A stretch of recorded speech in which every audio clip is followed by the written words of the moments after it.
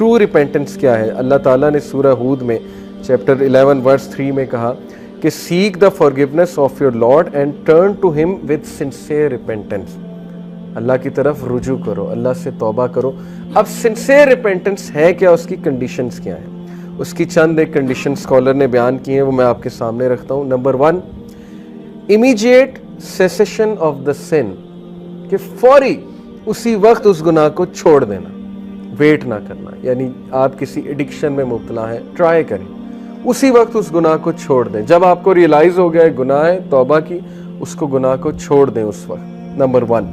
Number 2, regret for what is past, नदामत show करना, regret show करना, लेकिन इतना नहीं कि बंदा डिमोटिवेट हो जाए। ओवर प्रोक्रेस्टिनेशन, ओवर नदामत जो है वो प्रोक्रेस्टिनेशन की तरफ ले जाती है, फिर बंदा एक्शन की तरफ नहीं आता, हर वक्त नादिम होता रहता है, नादिम होता रहता है। इससे क्या है कि उसकी विल पावर कम होती है, और गुनाह का बहुत ताल्लुक विल पावर के साथ। नादिम होना अच्छी बात है, लेकिन इतना ज़्यादा होंगे तो विल पावर टूटेगी। विल पावर जब टूटेगी तो शैतान मज़ीद अटैक करेगा, शैतान फिर गुनाह में मज़ीद ले जाएगा। बल्कि डिफेंस मैकेनिज़म्स हमारे ब्रेन बनाता है, हमारा ब्रेन बहुत बला किस्म के डिफेंस मैकेनिज़्म बनाता है गुनाह के लिए। बस हमारे ब्रेन में ज़ाहिर है हमारा एक नफ्स है, नफ्स हमारा, उसके पास फिर बहुत ज़बरदस्त डिफेंस मैकेनिज़्म होते हैं गुनाह करने के। एक बहुत बड़ा डिफेंस मैकेनिज़्म ये कि मैं तो बच ही नहीं सकता।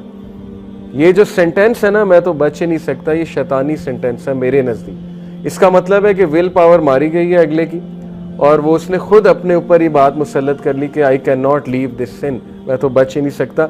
इन शॉर्ट वो असल में गुनाह करना चाह रहा है, इसलिए उसने पहले से सेंटेंस गढ़ लिया कि मैं तो बच ही नहीं सकता, ताकि जाहिर है वो कॉग्निटिव डिसोनेंस जो पैदा होती है ना, जहनी तजब्जब, जैसे सिगरेट लोग पीते हैं उनसे छोड़ा ही नहीं जाता, स्ट्रेस पैदा होता है कि छोड़ना चाहिए छोड़ना चाहिए, एक टाइम आता है कहते हैं मैं छोड़ ही नहीं सकता। वो किस लिए? डिफेंस मैकेनिज्म है, टू काम योरसेल्फ डाउन। तो regret for what is past, Nadim होना बहुत ज़रूरी है। नदामत, मैं आपको एक खलीफा का वाक़या सुनाता हूँ।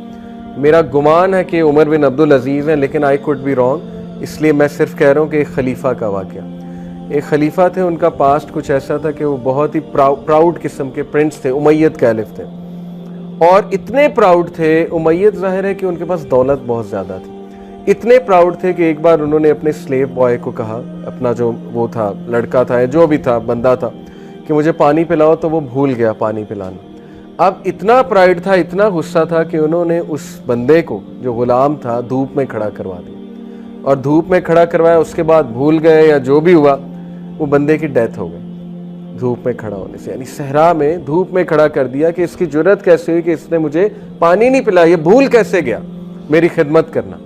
उसके बाद वो कैलिफ बने, मेरा गुमान है ही उमर बिन अब्दुल अजीज़। एनीवे, उसके बाद वो कैलिफ बने, अल्लाह ने हिदायत दी, स्कॉलर्स की महफिल में बैठते थे, और ज़ाहिर है कि उनके बारे में स्कॉलर्स ये बात करते थे कि he is just like Umar bin al Khattab, यानी he is the 5th righteousest caliph, उनके बारे में ये भी कहा जाता था।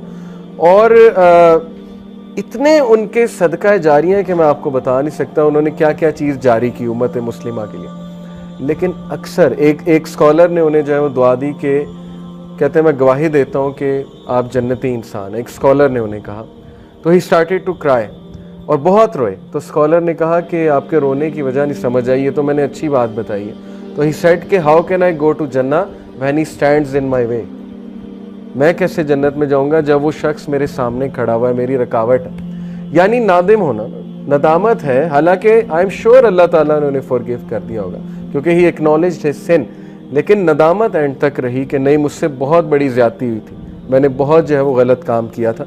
सो नदामत होना ये अच्छी बात है, ये हमें हम्बल करता है। अगर इंसान गुनाह ना करता तो मुतकब्बिर बन जाता, ये बात याद रखें। लेकिन इसका मतलब नहीं हम गुनाह अब करें, गुनाह हो जाते हैं, और गुनाह जब होते हैं तो फिर इंसान के लिए एक लेसन होता है, नदामत होती है कि कैसी आकड़ है, तुम तो गुनाहगार इंसान हो, ठीक है, तो इसलिए नदामत।